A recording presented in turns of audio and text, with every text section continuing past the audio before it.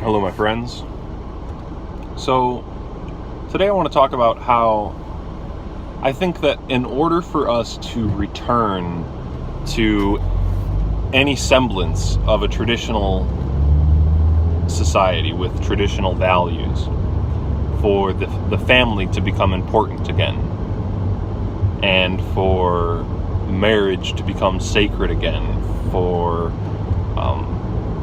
gender roles to become self-evident again, for all of these things to happen, and of course for for people to become conscious of race again. In order for this to happen, we must return to the conditions under which these virtues and these ideas and these principles were developed in the first place, which was an agrarian society based on a household economy.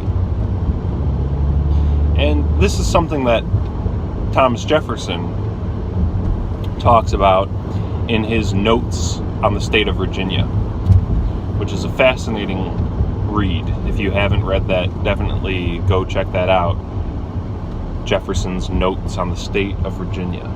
He talks about race and biology. He compares the white race to the black race. He also talks a lot about economics and his opposition to allowing manufacturers, what we would think of today as industrialists or, big corporations, to get a foothold in the United States. That was the last thing that he wanted, because what Jefferson wanted, what his vision for the Republic was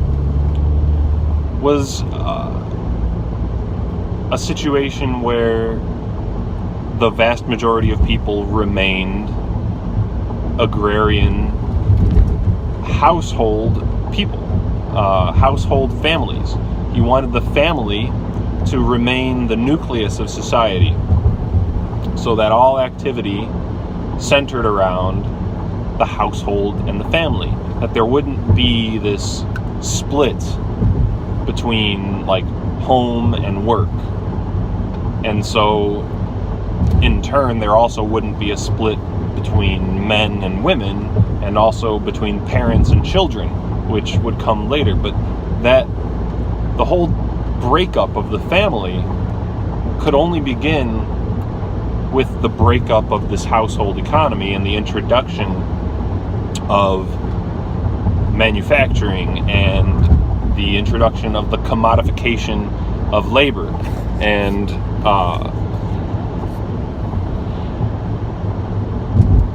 these turning points in the economic development of America were absolutely detrimental to the virtues which upheld the previous household economy. It's things like once you introduce, or once you break up the family, once you have a large class of men, for instance, that would never own property, because this is what ended up happening as America developed.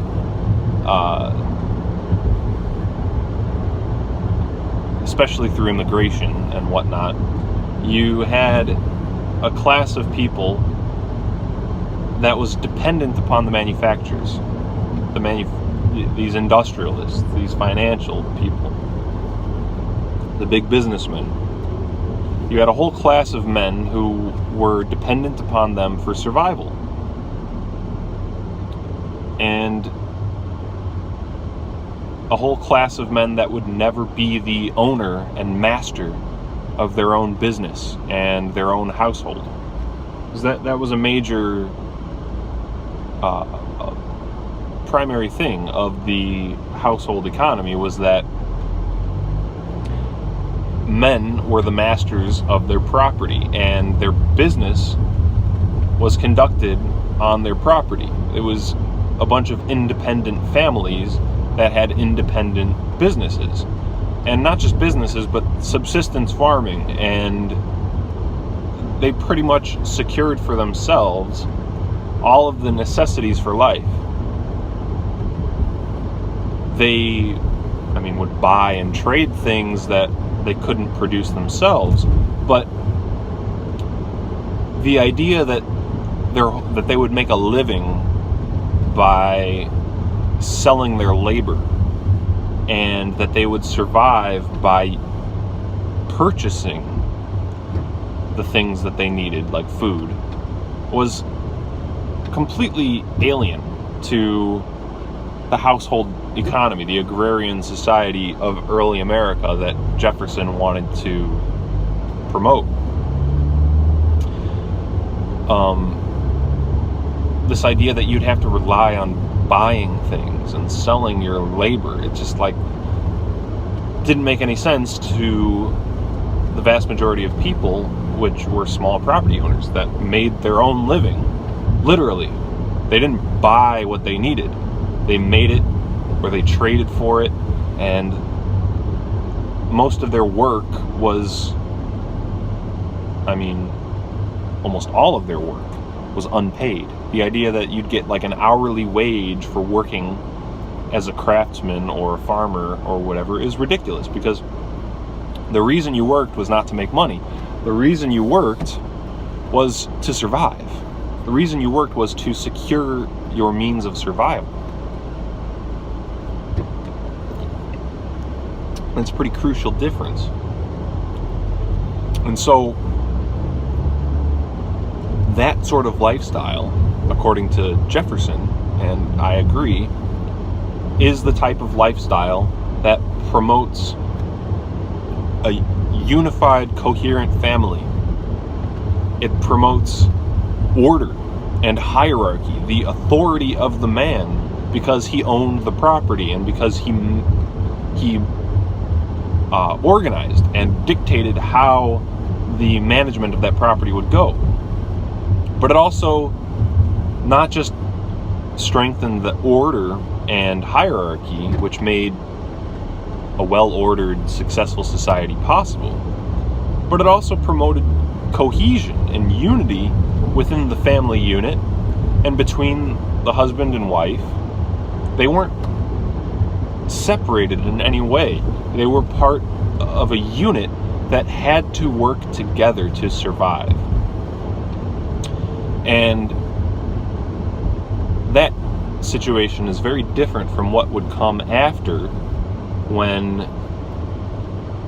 against the wishes of Jefferson, manufacturing became the primary mode of economy in America.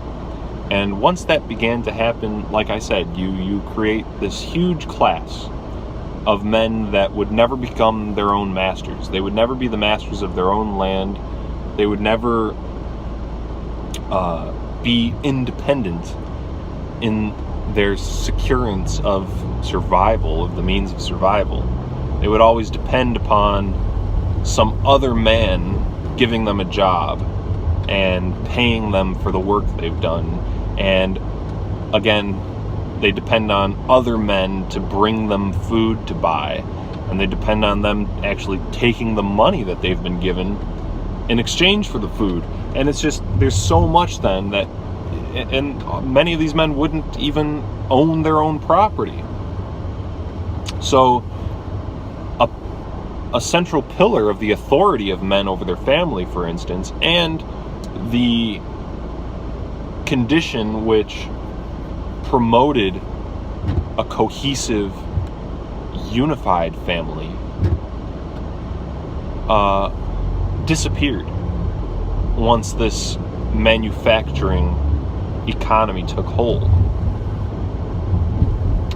And it really made the family obsolete, because now the nucleus of society, the thing that you need to survive, is not a strong, independent, cohesive family. It's a job.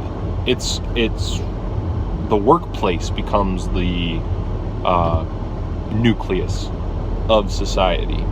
And it also divides men from women and parents from children. It creates these separate demographic groups with different interests. Because now, instead of men and women working as part of a cohesive family structure toward a single goal, now they have different goals, because now they're both workers that are competing for often the same job.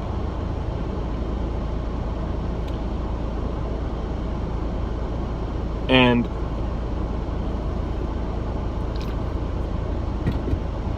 not only that, but for women who weren't going into work at the factories, for women who were married to property-owning husbands, even they began to feel the alienation from their husband and from their families, because now